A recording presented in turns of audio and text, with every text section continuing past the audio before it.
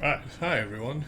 Today's lecture is going to be focusing on the Z transform, and in particular, we use the Z transform for discretized time equations instead of the Laplace transform because the Z transform is actually formulated for discretized time. So basically, the Z transform is a nice way of representing discretized frequency in a way, and it allows us to do a lot more easier work for manipulating signals and trying to solve for them accordingly and moving to and from discretized time. So, continuous time systems basically are described by differential equations, and the solutions to differential equations would have been like if we use a series solution, the Laplace transform, which is more popularly used, and these tend to be covered extensively in like signals and systems, controls, and mathematics courses. If you remember how the Laplace transform variable is defined, which is S, it's equal to delta plus j omega, where delta represents the amplitude change or decay of growth, and omega represents the signal frequency. And S basically was complex in nature, representing the complex frequency. Any solution in particular would have been like a set of values that allowed for any sort of circuit to be developed, such that we could use like resistors, capacitors, op amps, and basically Laplace transform gave us a solution for designing an analog filter, where we would start with some amplitude response or some phase response, and we were getting some transient and steady state response for our entire system accordingly. For discretized time, however, the answer is going to be a sequence of values which gives us the desired response. Now, the Laplace transform doesn't work well with sample signals, so let's consider the following. Let's say if we took the Laplace transform of cos omega k of t, and that basically is a transform we could just grab straight off a Laplace transform table as seen here in this block. So let's examine this. So we have our Laplace transform here, and what we notice to begin with is that dot omega k on the denominator will produce a pair of poles. And then if the cosine omega k of t is sampled at some frequency omega s, we would have complementary components, which is going to be plus or minus n omega s and plus or minus n omega k, where n could go from 1 to infinity. And this basically is just going to be spectrum replication. So, as of such, the S-plane itself is going to represent it in an infinite number of poles. And spectrum replication using the Laplace transform here is basically harmonic redundancy. Now, because discretized time systems deal with sampled data, and the Laplace transform creates infinite numbers for poles and zeros when applied to the sampled data, this isn't practical, because we're going to run out of space really fast. So we're going to require a different tool, which will map all those infinite poles into a finite set. And this is where the Z transform comes in. Yes, Z is also a complex component, and it is defined using e to the power s of t, where s is based on the Laplace transform, and t in this case is our sampling period. Just remember, s here is also a complex component. So, in defining the Z transform, the definition is such that the discrete signal xk of t has a Z transform x of z, which is a function of the complex variable z, where x of z is given by this formula here. Now this formula, which is the summation series, we can see k here goes from negative infinity to positive infinity. The xk of t here is our discretized time signal or discrete signal, and z to the minus k is actually our z component associated with that signal.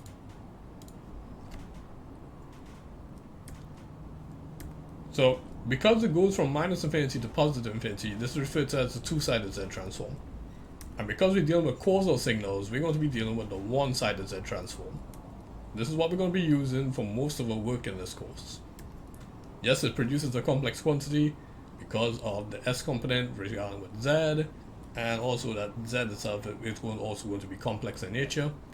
So x of z here, because the summation series is going to be a power series in z, or z to the minus n, and it's plotted in the z plane. To give you an idea how this expands, the x of z here, basically you can see We start with x of naught, z of 1 naught, and x of tz in minus 1, x of 2tz in minus 2, and so forth as we keep on going. This also could be represented in this form here, which is the fraction form.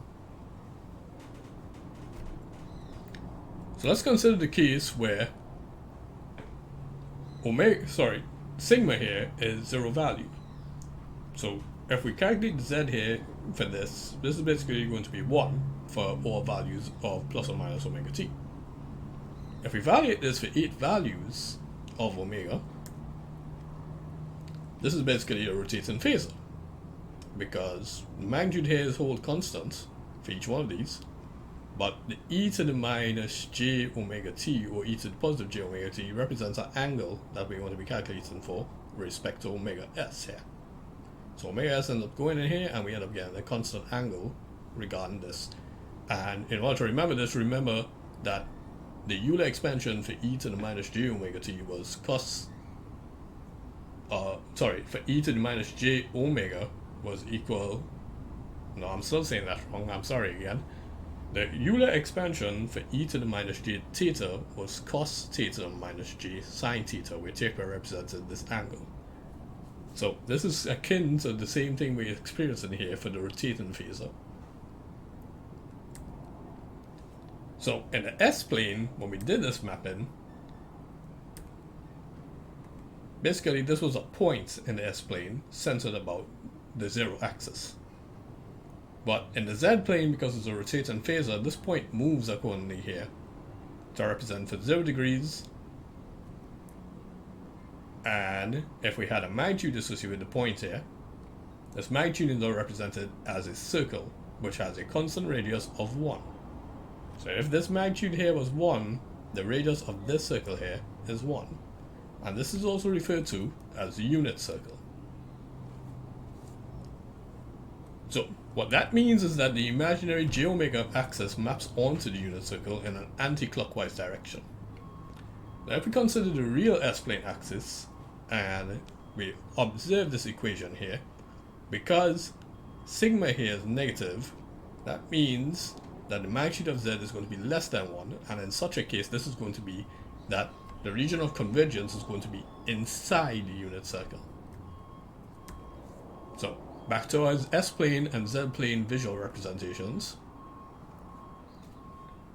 For sigma here being less than 0, this means that everything on the left hand side of the S-plane is going to be shaded. But when we map this into the Z-plane, that means everything inside the unit circle is going to be shaded. These shadings are referred to as region of convergences. So similarly, a right-hand S-plane means that everything in the Z-plane is going to be mapped outside the unit circle. And the question to ponder is, which one is going to give us system stability? So we know from the Laplace transform that for stability, all our poles had to lie on the left-hand side of the S-plane. And that means, in mapping that, that's going to be inside the unit circle for the Z-plane. For points in the S-plane separated by omega s, this means that the Z components here are calculated out accordingly, because omega now becomes omega plus omega s here. And it comes like such that when we do the mathematical expansion here for this, e to the j of omega plus omega s of t is just going to be equal to e to the j omega of t.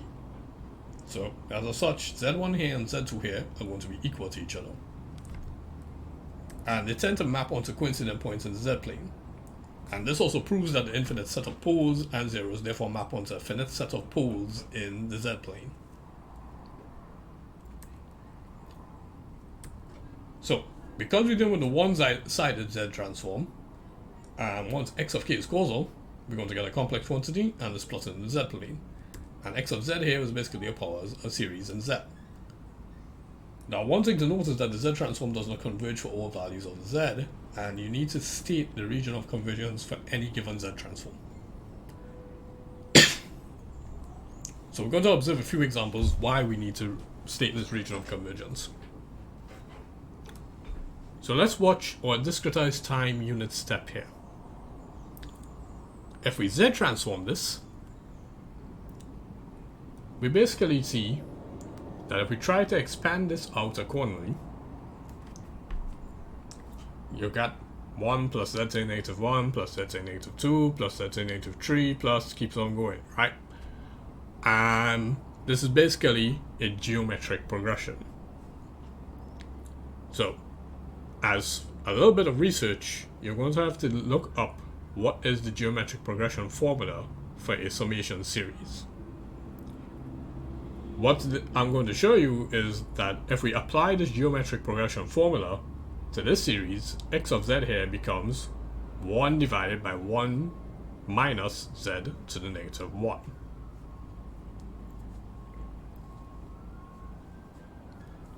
One thing to note is that the value of z to the power negative 1 must be less than 1 for this series to converge.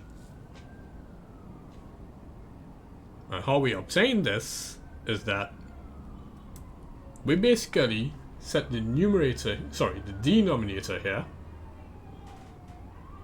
to be more than 0.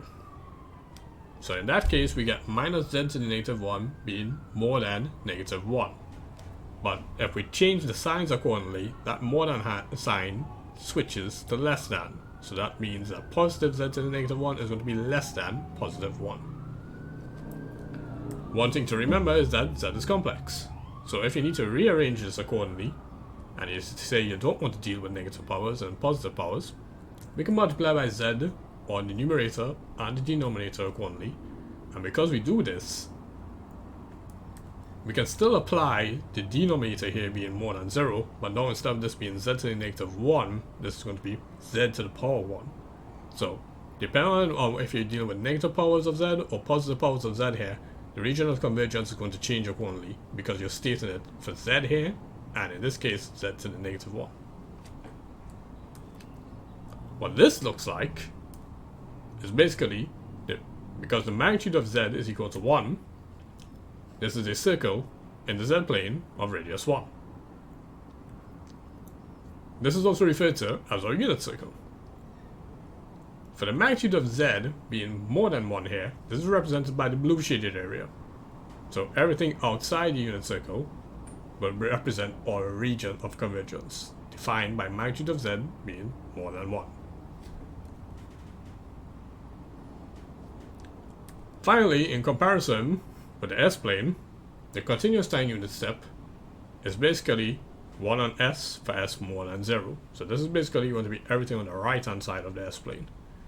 The discretized time unit step is what we just now observed here, where everything outside the unit circle is going to be shaded. So this brings us to the end of our first Z transform lecture.